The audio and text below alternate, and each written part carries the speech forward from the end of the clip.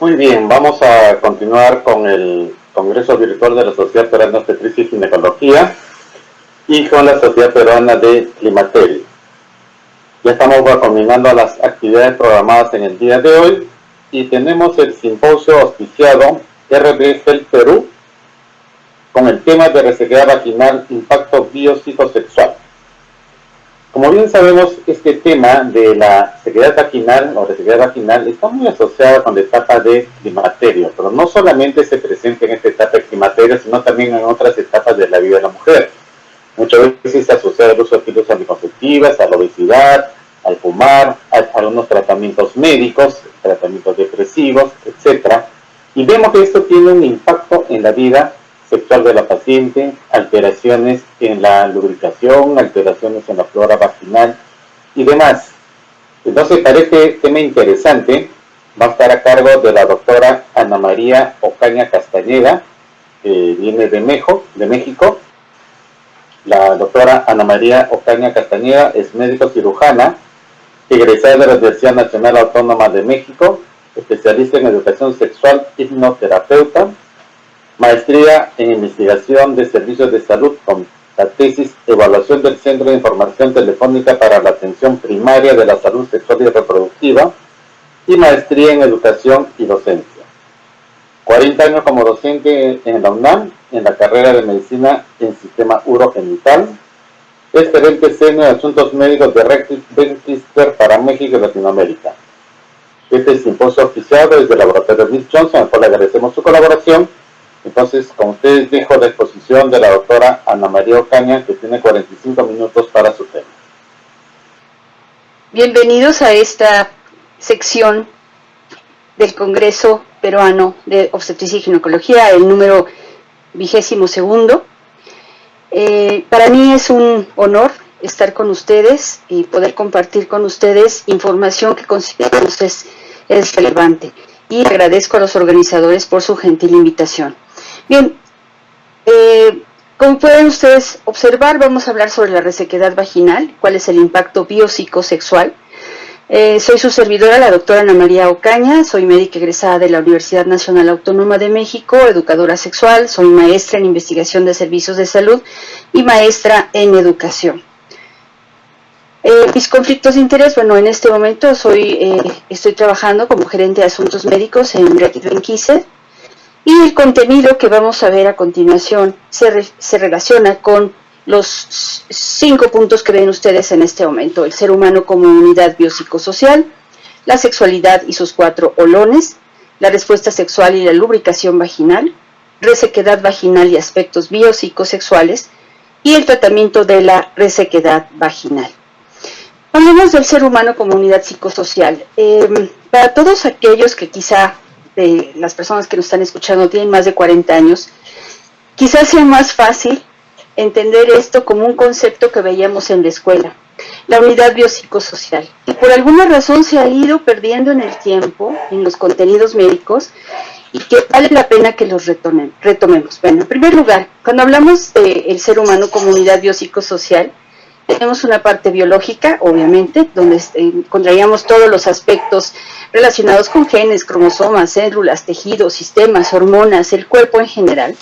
Una parte psicológica, donde está la personalidad, el temperamento, el carácter, las actitudes, las experiencias, la percepción y la identidad.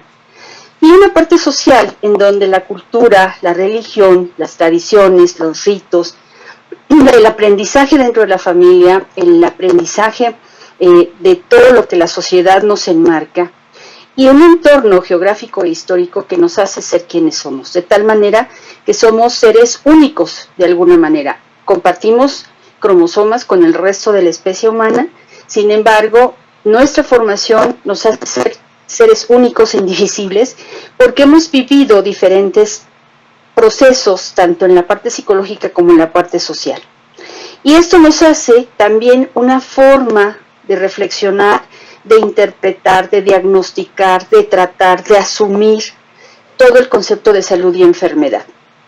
Entonces, todo proceso relacionado con la enfermedad lo vamos a ver a través de este mismo filtro de la unidad biopsicosocial, tanto la persona que padece una enfermedad como la persona sana, como el médico tratante de ese proceso de enfermedad o de ese proceso de salud. Y esto es tan importante que tengamos en cuenta un marco de referencia en donde nuestra propia unidad biopsicosocial puede intervenir para modificar esa interpretación sobre la salud y enfermedad. Y esto es particularmente importante cuando hablamos de sexualidad. Entonces, la sexualidad ha tenido muchos cambios en cuanto a sus definiciones. No nos vamos a meter a la definición como tal de la sexualidad, pero sí que retomemos lo que se ha llamado los 4 olones. En realidad la palabra olón es una mezcla de hablar de algo holístico, algo integrativo, junto con una unidad de energía como podría ser un ion, con una carga. Entonces, la sexualidad se expresa a través de esos 4 olones, se lleva a cabo, se forma, se estructura a través de lo que ustedes pueden ver aquí, tanto la reproducción, como el vínculo afectivo, como la identidad de género y la integración del género, y el erotismo y placer. Sin embargo, esto no estaría completo si no hablamos de otros 4 elementos que son sumamente importantes. O sea, nuestra propia sexualidad y la sexualidad de cualquier persona tiene que ver con esas 4 grandes esferas o esos 4 grandes olones, pero además se integra mediante lo que nosotros consideramos dentro de nosotros como la autoestima, nuestra propia imagen corporal. No es la misma imagen corporal cuando estamos gorditos, cuando estamos delgados, cuando somos niños, cuando somos adultos. El autoconcepto, o qué es lo que yo pienso de mí mismo o de mí misma, y mis autorrecursos, es decir, con qué recursos cuento para interpretar mi vida, mi sexualidad, mis relaciones, mi reproducción, mi erotismo. Entonces, las personas suelen tomar decisiones a raíz de dónde se encuentran en cuanto a su autoestima, su imagen corporal, su autoconcepto, sus autorrecursos, y esto nos podría dar las explicaciones porque sabiendo de alguien que no quiere reproducirse, como podría ser el caso de alguien que está utilizando un método anticonceptivo, y sin embargo se sabotea su propio método anticonceptivo. Eso sería tema para otra reunión. Vemos ahora qué es lo que pasa con la respuesta sexual y la lubricación vaginal. Como ustedes recordarán, este modelo de la respuesta sexual, en este caso la respuesta sexual femenina, fue descrita por Masters y Johnson por ahí de la década de los 60 y por Helen Kaplan un poco después en la década de los 70, en donde establecen que hay las fases que son importantes de deseo, excitación y orgasmo.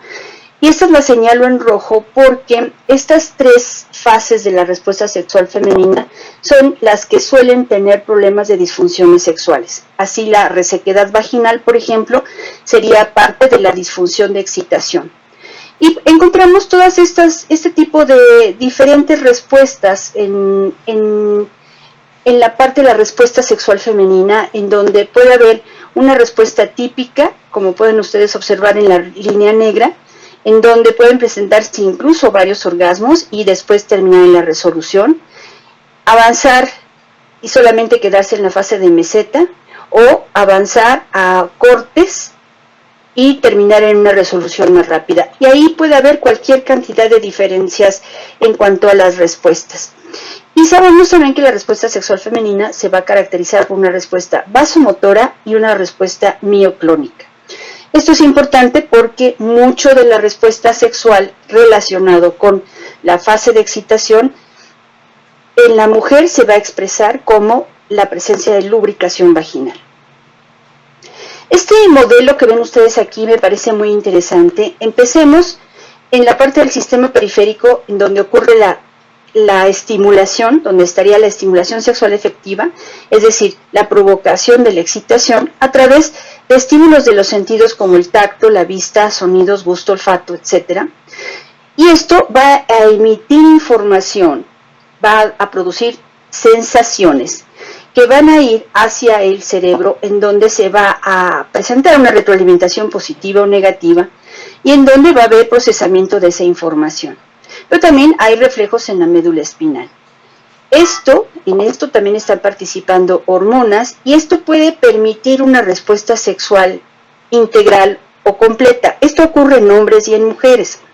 En el caso de la respuesta femenina, encontraríamos la lubricación vaginal, que sería la fase vasomotora característica de la respuesta sexual, o la erección en el caso de los varones.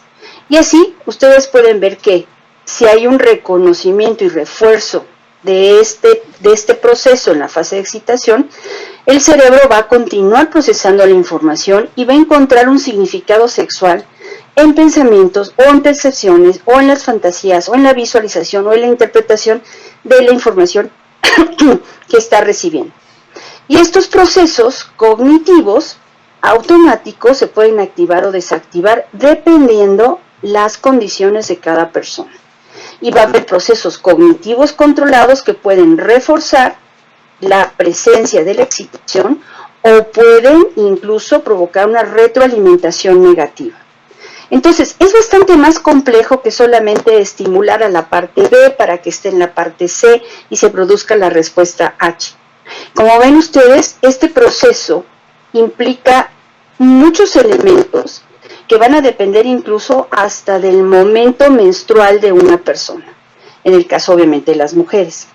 Ahora bien, retomando entonces la respuesta sexual femenina, después de la fase de deseo en la que prácticamente no hay manifestaciones a nivel de los genitales, sino la fase de deseo es una fase que está rica, aumenta, se incrementan los diferentes neurotransmisores que participan en esta fase en la que se va a permitir la accesibilidad a continuar con esta respuesta.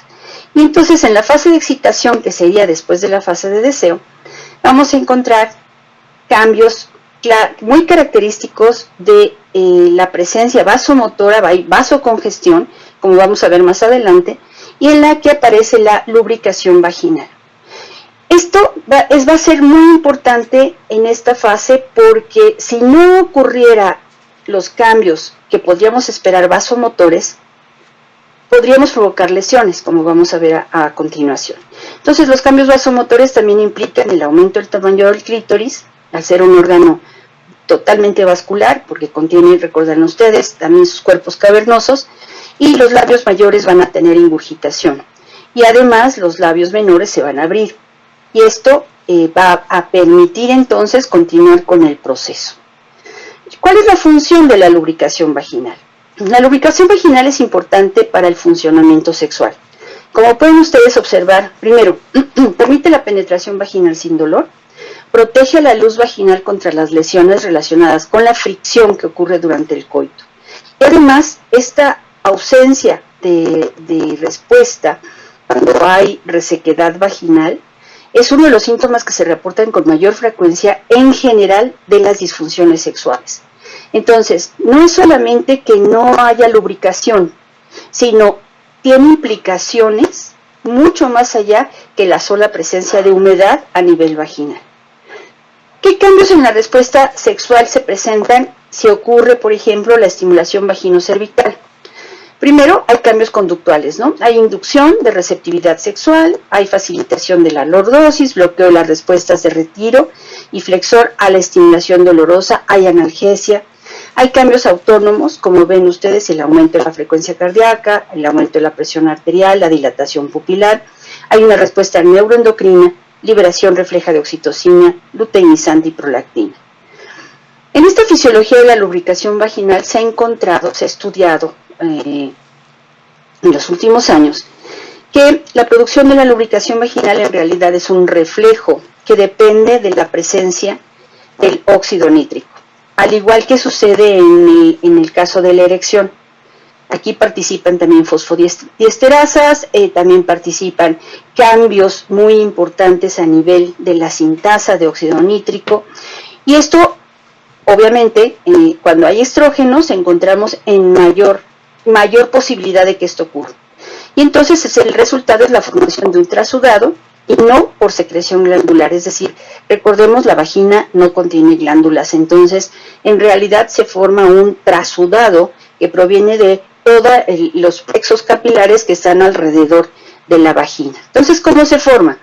Hay un estímulo sexual, esto va a provocar la primera fase de excitación en donde hay dilatación arterial, aumenta el flujo sanguíneo hacia la vagina, aumenta el área de superficie y de presión capilar, y esto provoca el paso del líquido intersticial a través del tejido epitelial, es decir, forma un trasudado hacia la superficie vaginal. Este líquido se va a coalescer y va a formar una película que recubre toda la superficie luminal. Esto, visto de una manera tan simple, significaría que estamos en el momento de reconstruir, vamos a decirlo así, la importancia de por qué es el juego previo sexual antes de la penetración, por qué debe de ocurrir o por qué debe permitirse el pasar por las fases de excitación previamente para que se presente todo esto, porque si no, no hay lubricación vaginal y se convierte en una penetración dolorosa y sumamente molesta. Ahora, aquí vale la pena que hagamos una diferenciación entre la lubricación vaginal y la eyaculación femenina. La lubricación es un líquido trasudado de los capilares vaginales y contiene agua, proteínas de bajo peso molecular, contiene células epiteliales de descamación. Y en cambio, la eyaculación femenina contiene elementos muy parecidos a los que se presentan cuando hacemos exámenes de líquido prostático. Se ha encontrado antígeno prostático específico, se ha encontrado fosfatasa ácida, fructosa, urea y creatinina, y generalmente es un líquido alcalino. Entonces, no confundir, que esto a veces suele ocurrir en la parte de educación sexual. Una cosa es la lubricación y la otra cosa es la eyaculación femenina. Y dicho sea de paso, hay estudios muy interesantes de lo que se ha llamado la próstata femenina, que es de donde se originaría justamente la eyaculación, no la lubricación. Y hay estudios que se presentaron ya hace muchos años, en donde se habla de la próstata femenina. Yo la primera vez que lo leí me hizo un poco chocante el término de próstata femenina. Sin embargo, los anatomistas, sobre todo el doctor Sabiaki, y junto con su equipo de trabajo, lo que están proponiendo ellos es que en efecto, en el momento del desarrollo del seno urogenital en la porción pélvica, la presencia de los andrógenos, en el caso de los varones, va a permitir la formación de la próstata alrededor de la uretra. Sin embargo, en el caso de la ausencia de los andrógenos en el seno urogenital, cuando es una niña, va a incorporar a estas glándulas, y es lo que nosotros conocemos como glándulas de Skene o periuretrales. Les presento la clásica ilustración del Netter, que para mi gusto es de los mejores ilustradores que hemos tenido jamás en el mundo, que se muestra vamos a decirlo así, con escasez, porque en realidad los modelos anatómicos son más parecidos a esto que ven ustedes en la mano derecha. Entonces, bueno, aquí el maestro el maestro Netter lo que hizo fue dibujar las características de las glándulas de Skene, que son escasas, pero estas drenan totalmente y forman parte de la pared uretral, y estas van a drenar directamente hacia la uretra. Entonces, ese es el origen de la eyaculación femenina cuando llega a presentarse. Y estas glándulas de Skene, decíamos que a diferencia de la próstata, en este caso se encuentran en la pared uretral. Entonces, bueno, ahí es donde se presentaría la eyaculación femenina, si es que hubiera una estimulación ahí en la zona. No todas las mujeres la presentan, a veces las mujeres que la presentan se desconciertan muchísimo porque no saben cuál es el origen. Se ha abusado de esto en el material sexualmente explícito o en los videos porno, en donde se ha exagerado, bueno, que hay una gran salida de líquido, y en realidad la cantidad de líquido es mucho menor. Bien, hablamos ahora entonces de la resequedad vaginal y qué impacto biopsicosexual puede tener. Primero, definamos a la resequedad vaginal como la reducción de la lubricación fisiológica de la superficie de la luz vaginal. ¿Cuáles son sus consecuencias? Es que causan molestias de intensidad leves o pueden ser muy intensas y puede acompañarse de prurito o dispareunia, es decir, de dolor durante el coito. Ocurre en cualquier edad. Hay una alta prevalencia que varía desde, vamos a decir, más o menos 1 en cada 10 o de 3 en cada 10. Hay mayor frecuencia en la posmenopausia, obviamente por la ausencia estrogénica, y en las mujeres tratadas por cáncer mamario, sobre todo cuando se están utilizando inhibidores de la aromatasa. Sin embargo, no solamente son en dos tipos de mujeres. Encontramos que puede presentarse en cualquier edad. Afecta la calidad de vida y el bienestar biopsicosocial. Produce disfunción sexual, malestar, angustia, inadecuación. Es decir, no solamente es, bueno, no tengas relaciones sexuales y punto, se acabó, sino realmente tiene un impacto en el ser, tiene un impacto en la persona que lo está padeciendo, porque hay un choque en cuanto a, bueno, se supone que yo debería de disfrutar esto y no está ocurriendo. Entonces hay mucha culpa, puede generar problemas de pareja, etcétera, etcétera. Entonces no es solamente, bueno, pues no lubricas y no pasa nada, no, hay que averiguar qué es lo que está ocurriendo. Y obviamente esto tiene, como decíamos hace un momento, un impacto biopsicosocial y biopsicosexual. Particularmente en el aspecto biológico vamos a tener dolor, ardor, con o sin prácticas coitales, puede haber sangrado, puede haber molestias urinarias. Es decir, no solamente ante la penetración, sino la sensación del ardor vaginal por la ausencia de la lubricación va a ser molesto. Desde el punto de vista psicológico puede haber, decíamos hace un momento, ansiedad, inadecuación como ser sexual o en su parte de feminidad.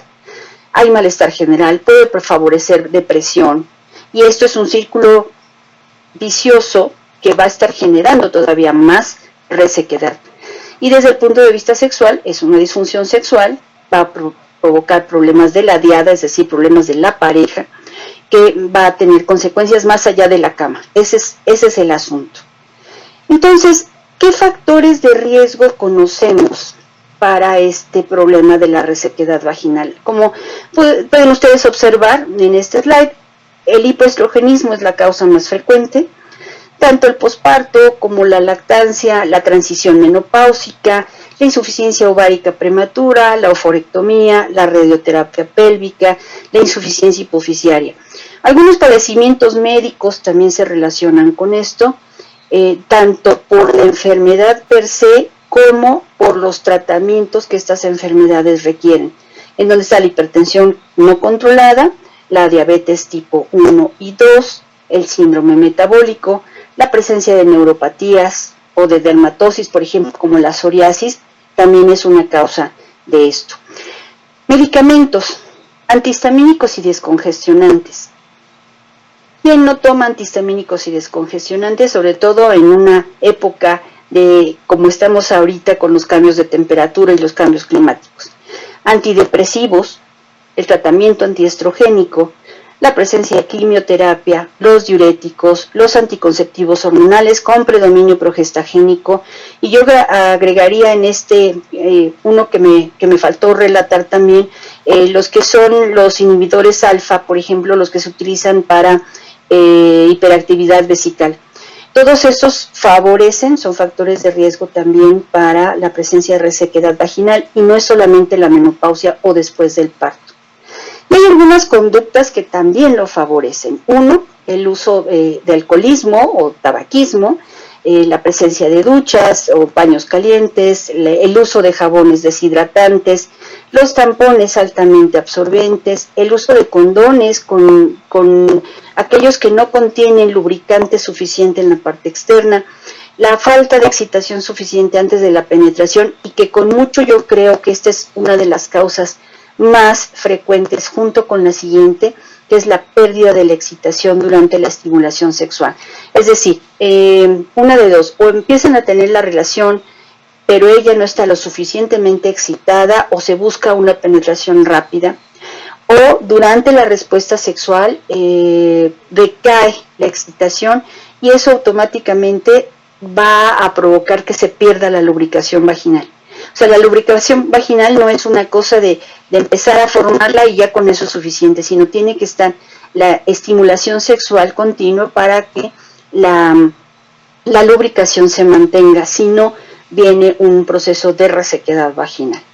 Entonces, como sabemos, en los esquemas clásicos, durante el climaterio y en la posmenopausia, que forma parte del climaterio, sabemos que las capas que normalmente forman parte de la pared vaginal, que en situaciones de vida reproductiva, cuando están los estrógenos en su máximo poder, sabemos que la capa de las células superficiales es abundante, y después de la menopausia vamos a encontrar atrofia vaginal a lo largo del tiempo.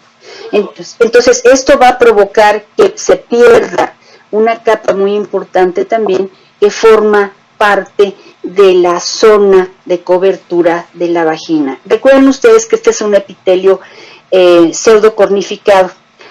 Una de las pruebas que hacen para determinar hace muchos años a nivel experimental si una sustancia tiene un efecto estrogénico es la formación de la cornificación en la pared vaginal.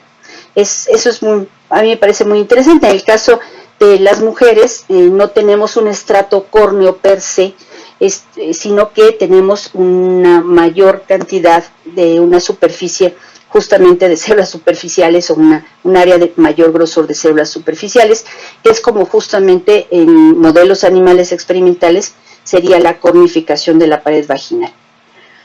Ahora bien, ¿cuál es el objetivo del abordaje biopsicosocial y biopsicosexual en el caso de las pacientes con resequedad vaginal? Bueno, en primer lugar, lo que buscamos desde el punto de vista biológico es la eliminación de la resequedad y que haya también alivio del dolor. Esto per se le va a ayudar a la persona a recuperar el placer y su calidad de vida, y esto va a permitir la disminución de la ansiedad. Y además, desde el punto de vista de pareja, le va a permitir mantenimiento de esa vida sexual. Ahora, yo recuerdo hace muchos años en alguno de los ejemplares de los números de la revista Maturitas,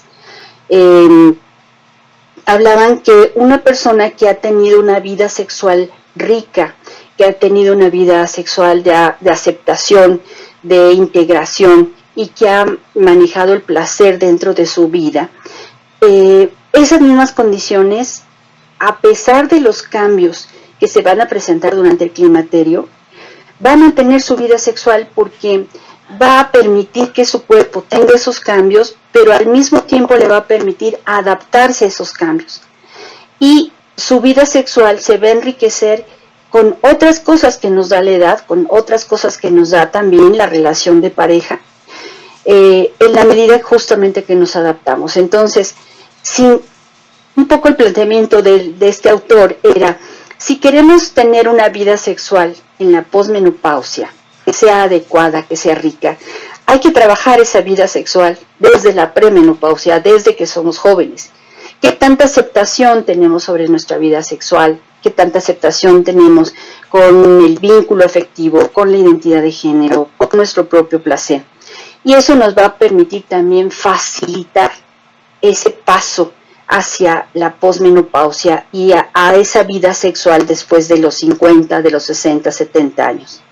Entonces, ¿cuál podría ser el abordaje inicial? Bueno, los investigadores todos sugieren que se abra la pregunta directamente a las mujeres, sobre todo cuando sabemos que están presentando molestias durante el coito, o que están tomando este tipo de medicamentos, o cuando sabemos que es una mujer que está en su posparto o está en su posmenopausia. Entonces, abramos la pregunta directamente, preguntémosle a la mujer si está teniendo relaciones sexuales, si estas son placenteras, si alcanza a lubricarse adecuadamente, ya que la mayoría de las mujeres no van a hablar espontáneamente de este problema. ¿Por qué? Porque da pena, da vergüenza. ¿Cómo le voy a decir al doctor, cómo le voy a decir a la doctora que me está pasando esto? Vaya a pensar de mí, vaya a pensar mal. Entonces, creo que estamos viviendo el día de hoy también una mezcla de diferentes generaciones, en donde hay mayor apertura, pero no significa que haya mayor conocimiento. Entonces, si podemos nosotros explorar adecuadamente este tema con ellas, nos va a permitir averiguar qué es lo que está ocurriendo, si pueden percibir que su vida sexual sea también satisfactoria y plena. Finalmente, es parte de nosotros la sexualidad, no es algo que podemos quitarnos y dejarlos colgados detrás de la puerta del baño, es algo que siempre tenemos. Si en este momento yo también puedo estar hablando desde mi sexualidad como doctora, como mujer de más de 60 años, entonces esa perspectiva es importante, y saber hasta dónde llega mi propia sexualidad y la sexualidad de la otra persona. Esto es muy, muy importante para manejar todo esto con mucho respeto y delicadeza, porque es un tema difícil. Ahora bien, si ya pudimos reconocer y prevenir, determinemos si existen uno o varios factores de riesgo que podrían favorecer la presencia de la resequedad vaginal o algunas otras cosas que pudieran estar recorriendo, ¿no?, presentando de una manera como rompecabezas las situaciones que pudieran favorecer la presencia de una resequedad vaginal, entre otras cosas, y actuar preventivamente para modificar o controlar justamente esos factores de riesgo. Finalmente, entonces, ¿cuál es el tratamiento? El punto aquí, que es muy importante, es: sabemos si tiene un problema médico, es decir, determinemos si en efecto hay un hipoestrogenismo, si hay hipertensión arterial, si hay diabetes, si hay datos de psoriasis, si es algún tipo de medicamento que está favoreciendo la presencia de esta resequedad. Si este es el caso, obviamente el tratamiento de la causa pues será el tratamiento estrogénico, o el tratamiento y el control de enfermedades crónicas, hacer un cambio de medicamentos, o si es posible reducir la dosis del medicamento para encontrar la dosis ideal para que recibamos los beneficios del medicamento, pero no necesariamente sus efectos secundarios. Si este es el caso, si no podemos modificar los medicamentos, podemos hacer otra serie de cosas, como lo vamos a ver a continuación. Si no es el caso, podemos tomar diferentes vías. Uno, podemos utilizar un lubricante hidrosoluble. También hay humectantes en algunos casos. Podemos tomar una interconsulta con un especialista, puede ser un psiquiatra, puede ser un terapeuta sexual.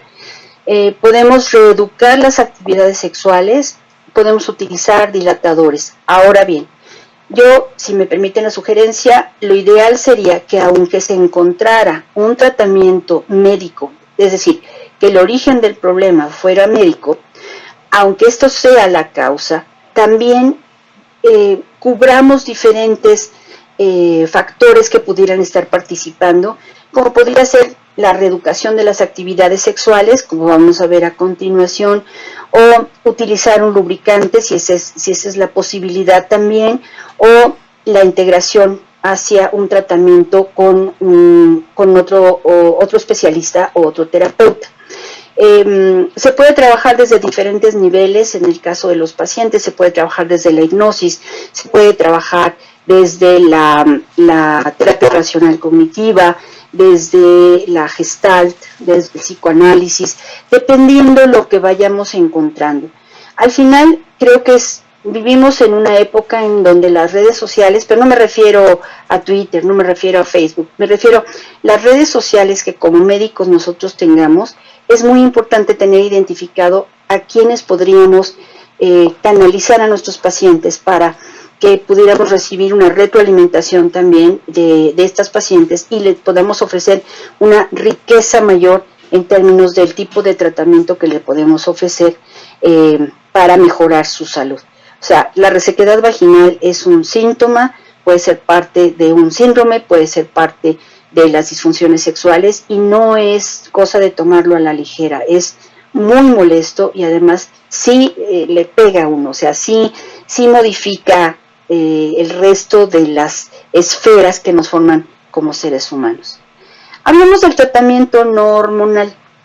Por ejemplo, los lubricantes vaginales. ¿Qué hacen los lubricantes? Reducen la molestia durante la actividad sexual. ¿Por qué? Porque permiten además disminuir la fricción. Preferentemente hay que utilizar lubricantes hidrosolubles sin parabenos. Esto es importante el día de hoy. Con pH neutro, que no tengan olor. Por ejemplo, está en el caso del Calle, es muy conocido y es un producto que además tiene varias de estas o todas estas características, con la ventaja de utilizar un tratamiento no hormonal con un lubricante vaginal, pues nos permite trabajar sin que utilicemos hormonas en estas pacientes.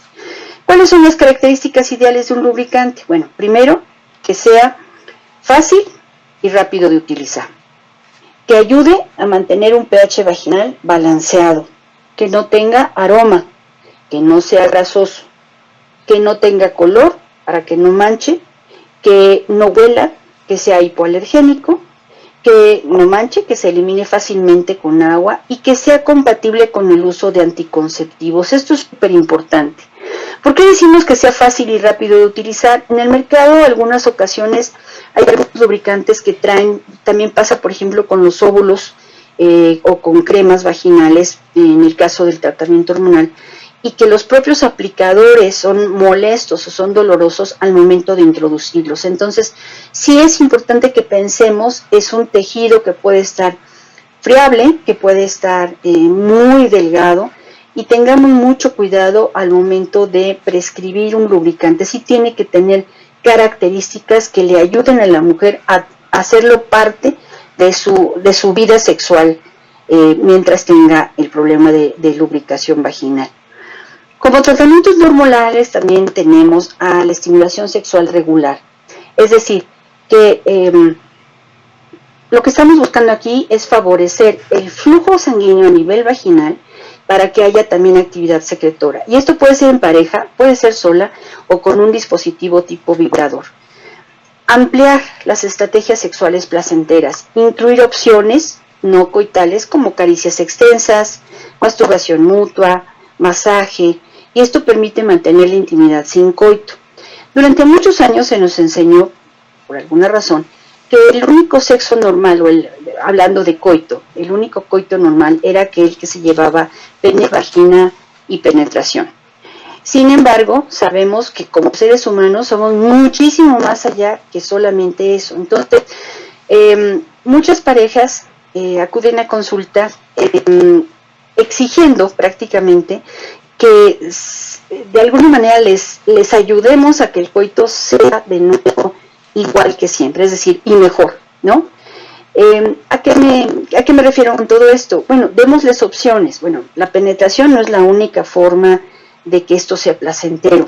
Puede haber, decíamos, el masaje, hay varias técnicas. Si tienen ustedes oportunidad de leer a Helen Kaplan, es una excelente terapeuta, y ya hace algunos años editó varios libros muy interesantes sobre terapia sexual, en donde habla, por ejemplo, que en una primera visita se les dan instrucciones muy específicas a la pareja, en donde lo que van a hacer en la siguiente ocasión que ellos estén juntos, se van a dar un masaje, pero además hagan toda la parafernalia que implica el masaje, es decir, van a comprar velas y si eso les apetece, o van a poner un aroma así rico. Yo les sugiero utilizar aromas florales o aromas como maderados, como sándalo, no pachuli, ni aromas muy dulces, porque pueden ser irritantes y la verdad no permiten la concentración. Y entonces ir elaborando un mapa sexual de la pareja y hacer un mapa sexual propio. Entonces, la pareja cuando esté junta la siguiente vez, bueno, ya tienen el escenario, buscar que sea tranquilo, que tengan por lo menos un par de horas, y lo que se van a dar es un masaje. Van a ir tocando todas las partes, la parte del cuerpo de la otra persona, y le van a preguntar si lo que hacen está bien, si le gusta, si no le gusta, si hace movimientos suaves, si hace movimientos más profundos. Generalmente los varones requieren un masaje más profundo.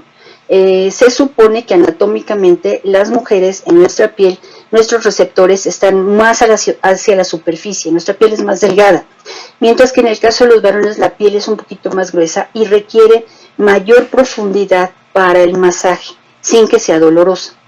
Pero ir mapeando todo el cuerpo, ustedes van a descubrir zonas del cuerpo que no se imaginaban, que son altamente sensibles y que realmente pocas veces utilizamos, ¿no? Como la parte interna de los brazos, la parte interna de los muslos, la parte externa de las caderas. Es bien interesante, pero se va a evitar tocar la zona de genitales, ni, por ejemplo, en el caso de las mujeres, ni las mamas. Entonces, todas las zonas, digámoslo así, no existe eso, ¿no? Porque todos respondemos a estímulos sexuales, pero digamos donde el tocar no sea altamente erógeno. Entonces, eso lo vamos a hacer en una primera ocasión. A la siguiente ocasión se van a incluir también las partes genitales y vamos a incluir a mamas. ¿Cuál es la idea? Que mientras la pareja está dando el masaje, pueda hacer un mapa de la pareja, es decir, un mapa de qué es lo que le gusta, qué es lo que no le gusta. Se vale decir más fuerte, más suave, más delicado, más profundo. Y la persona que recibe el masaje va a estar atenta a sus propias sensaciones.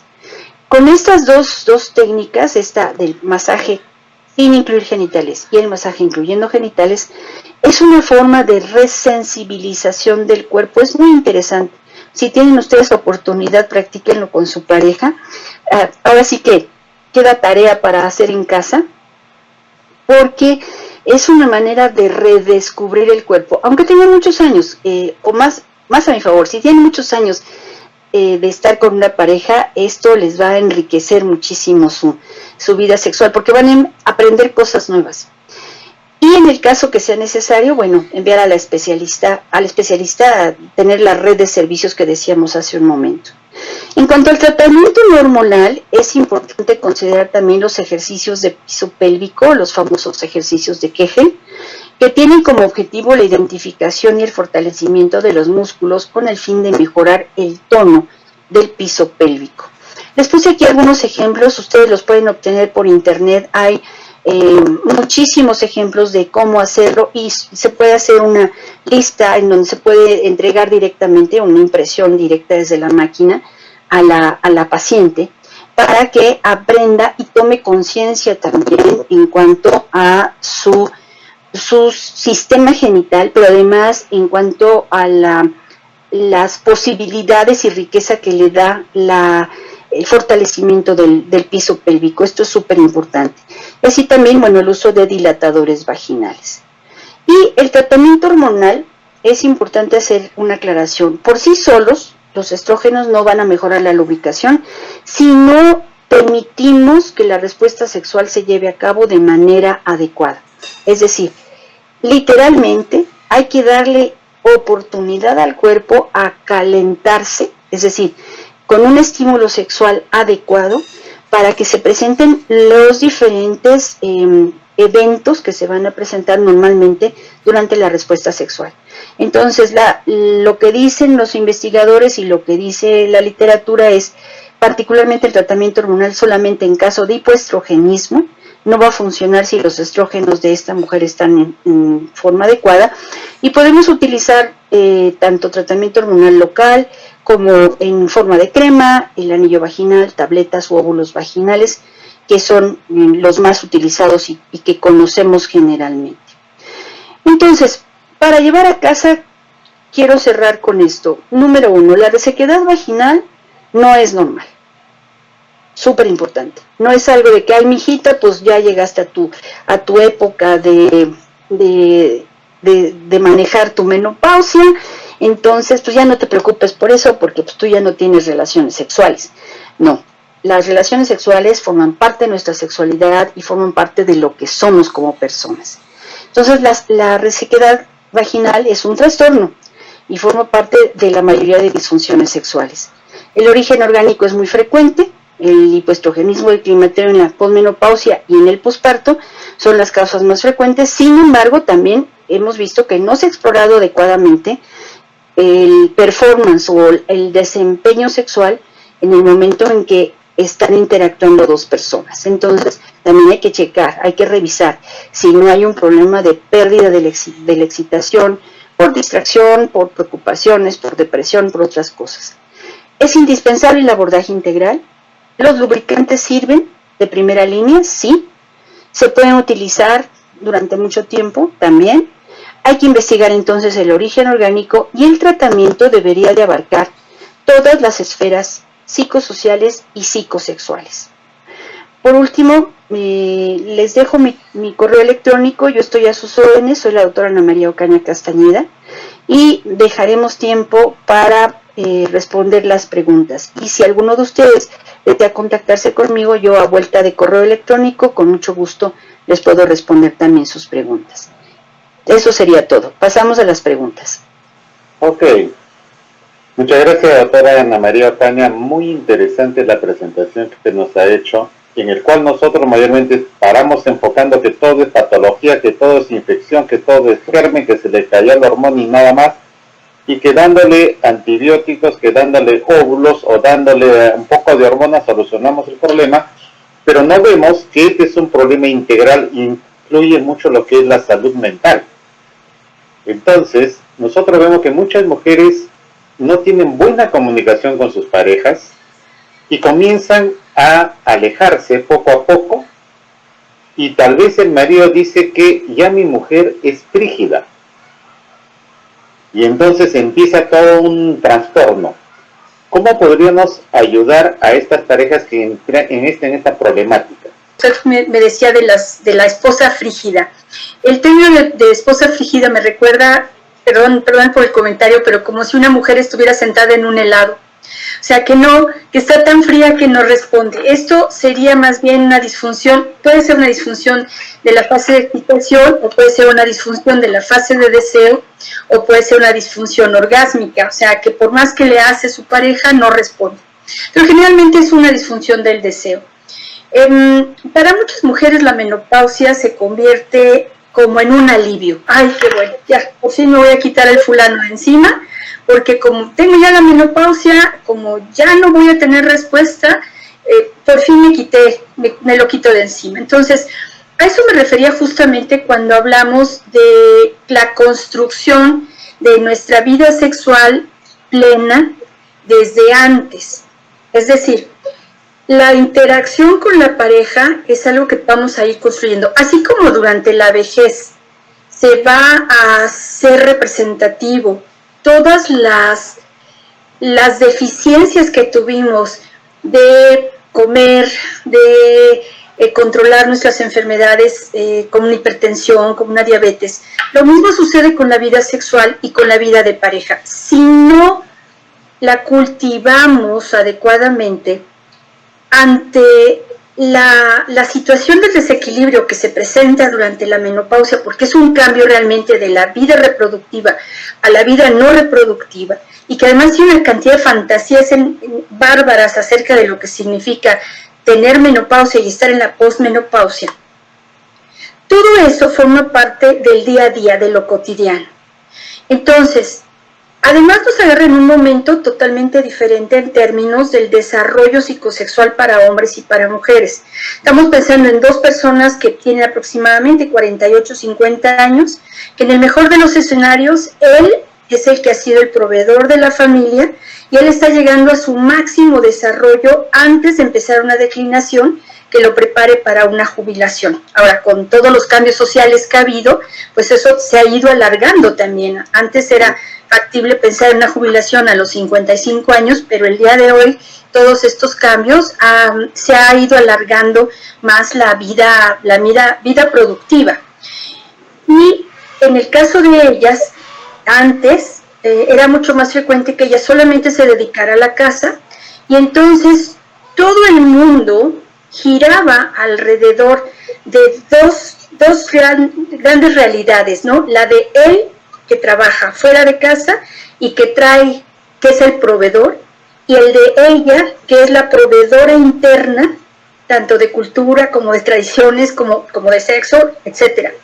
Imagínense ustedes, son dos puntos de vista totalmente diferentes, y más en nuestro caso como latinos, nuestra educación ha sido muy tajante. Ahora bien, la cosa se complica, porque el día de hoy tenemos una mezcla de generaciones bárbara, pero no significa que estemos mejor. Entonces, ¿qué podemos hacer en esos casos? Bueno, número uno, yo les sugiero, si no tienen una formación sobre sexualidad, los canalicen a una terapia de pareja.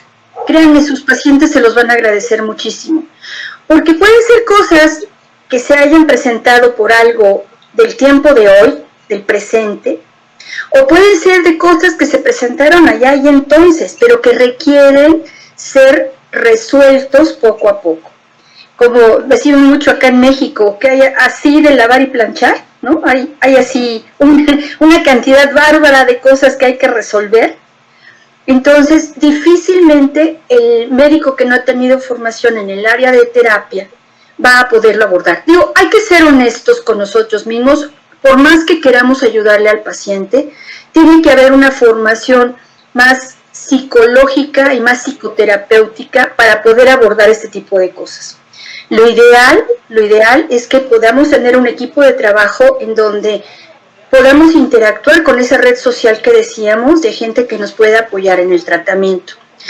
Ahora, no es una cosa de echar culpas. Por ejemplo, se utiliza terapia gestal en algunas ocasiones en donde es, bueno, yo asumo mi responsabilidad, pero el otro, mi pareja, asume también su responsabilidad. Porque no es una cuestión de malos modos o de malas técnicas. Porque también, ¿cómo va él a adivinar lo que ella quiere si ella misma no sabe qué quiere? Porque además le enseñaron que las niñas buenas, las mujeres sanas, las mujeres buenas, las que no eran trabajadores sexuales, por decirlo de una manera decente, ellas no podían opinar de qué era lo que les gustaba, porque santo Dios se fuera a pensar en el marido que ya andaba con otro.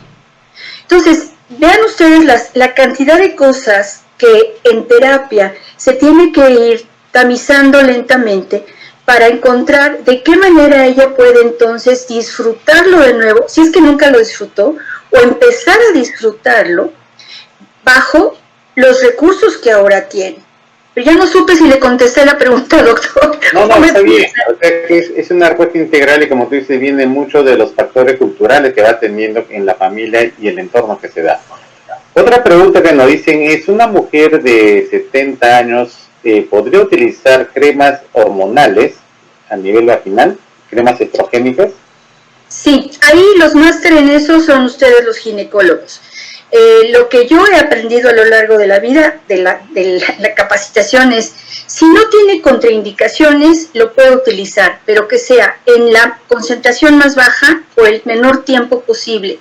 ¿Por qué? Para no generar nosotros mismos un posible factor de riesgo.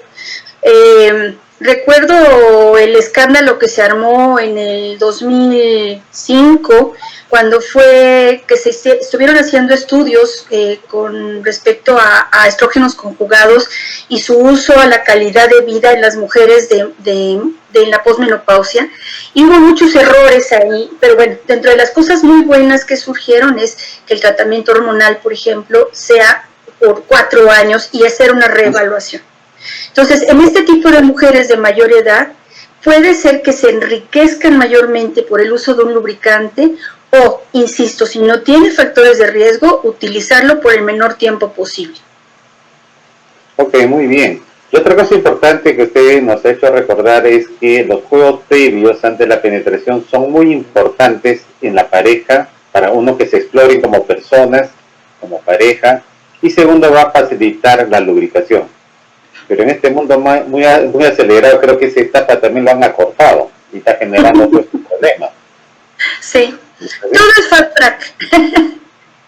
Así es. Muy bien, doctora Ocaña, realmente muy interesante la conferencia que nos ha dado, ya el tiempo nos ha superado. Le agradezco realmente la presentación, agradezco la presentación del laboratorio Mead Johnson por habernos permitido conocerlo a usted y darnos una excelente charla en un tema que para nosotros los ginecólogos también tenemos que ir conociéndolo y trabajando de forma muy adecuada.